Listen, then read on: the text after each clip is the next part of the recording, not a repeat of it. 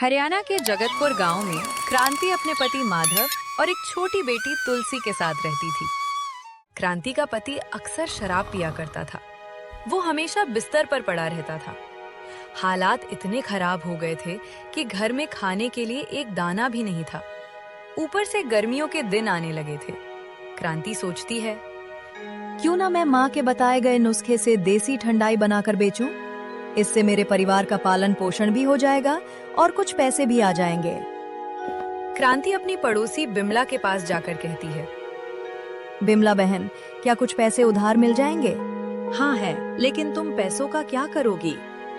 तुम्हें तो पता ही है, मेरा पति सारा दिन शराब पीकर घर पर सोया रहता है, तो मैंने एक ठेला लगाने की सोची है। मैं तुम्हारे पैसे ब्याज समेत लौटा दूंगी। हाँ हाँ ठीक है, ले जा।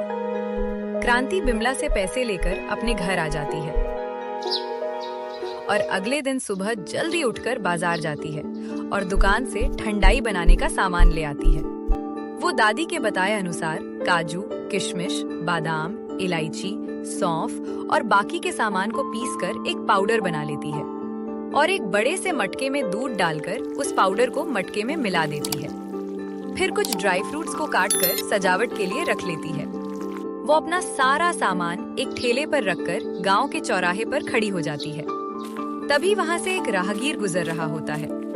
वो क्रांति के ठेले को देखकर रुकता है और कहता है, ये क्या है बहन जो तुम बेच रही हो? ये ठंडाई है भैया। मैंने इसे काजू, किशमिश, पिस्ता, बादाम, सौंफ और इलायची जैसे सामान से मिलाकर बनाया है।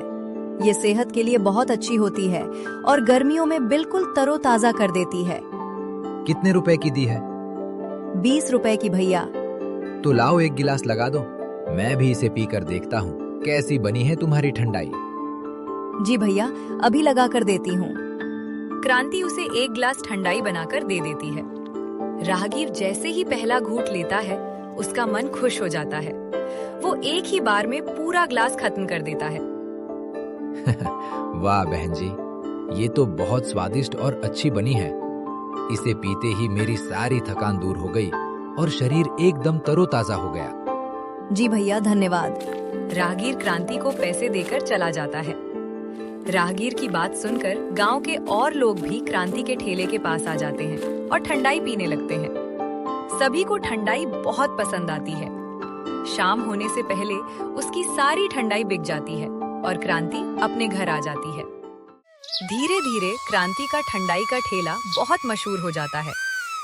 एक दिन क्रांति अपने पति को पैसे देकर कहती है, लो जी, इन पैसों से दुकान से जाकर दूध ले आओ, जब तक मैं सामग्री पीस लूं।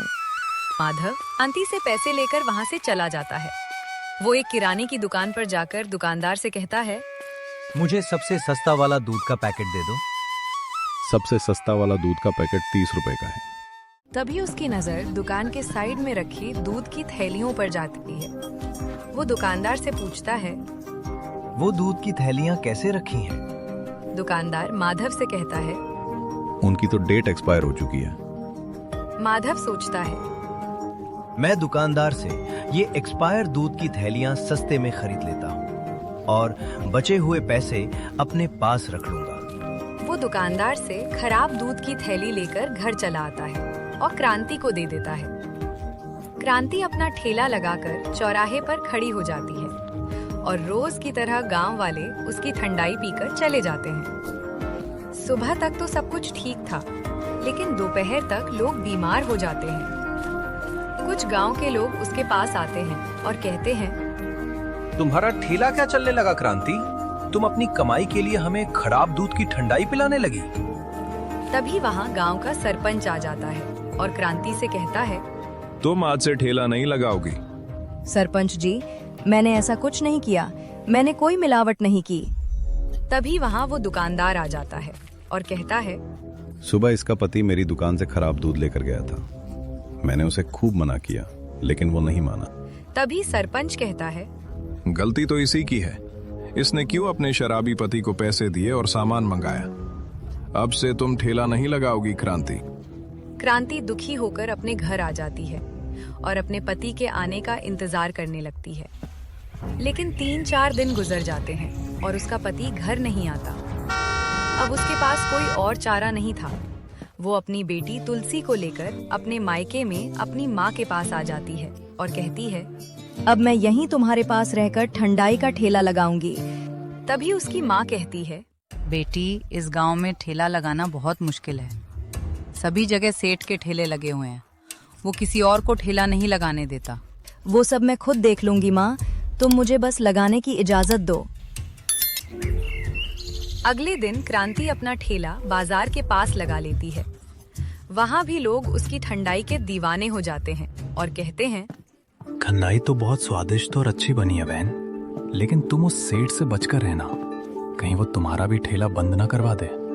थोड़ी देर बाद सेठ के 2 आदमी आते हैं और कहते हैं, चलो यहाँ से जल्दी, ये ठेला हटाओ। तुम्हें पता नहीं है, यहाँ सिर्फ सेठ के ठेले चलते हैं, किसी और के नहीं। तभी क्रांति कहती है, ये ठेला यहाँ से किसी के कहने से नहीं हटेगा, अपने सेठ से जाकर कहना, वो खुद आए। वो दोनों जाकर सेठ को सारी बात बता देते हैं। सेठ क्रांति के पास आ जाता है और तभी क्रांति कहती है, तुम्हें डर है ना कि मेरा ठेला चल गया तो तुम्हारा सारा धंधा खराब हो जाएगा। अगर हिम्मत है तो देखते हैं किसका ठेला ज्यादा चलता है। ठीक है क्रांति, आज से अगले 10 दिन तक देखते हैं किसके ठेले पर सबसे ज्यादा भीड़ रहेगी। अगले दिन क्रांति के साइड में सेठ का एक आदमी नींबू पानी और जलजीरा का ठेला लगाकर खड़ा हो जाता है। दोनों में रेस छिड़ जाती है, लेकिन क्रांति के ठेले पर सबसे ज्यादा भीड़ लगी रहती है। 3-4 दिन गुजर जाते हैं और सेठ के ठेले पर गिने चुने लोग ही आते हैं। वहीं दूसरी तरफ क्रांति का ठेला हमेशा भीड़ से घिरा रहता है। सेठ के आदमी जाकर उसे सारी बात बताते हैं। सेठ परेशान हो जाता है और सोचता है, रात को इसके ठेले में आग लगा देंगे, फिर देखते हैं क्रांति ठेला कैसे लगाती है। रात हो जाने पर सेठ का एक आदमी क्रांति के ठेले में जाकर आग लगा देता है। सुबह उठकर क्रांति देखती है कि उसका ठेला राख में तब्दील हो चुका है। वो रोते हुए अपनी माँ से कहती है, अब क्या होगा माँ, मेरा ठेला तो जल गया, अब मैं उस सेठ को कैसे हराऊंगी।